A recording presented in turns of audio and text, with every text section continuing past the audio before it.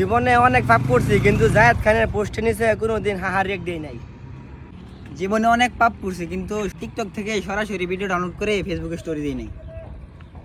জীবনে অনেক পাপ করছি কিন্তু কোনোদিন বিটিএস এর ফ্যান হইনি।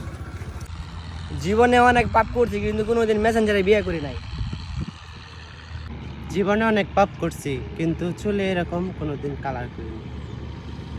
জীবনে অনেক পাপ করছি কিন্তু এরকম চুল কাটি নাই।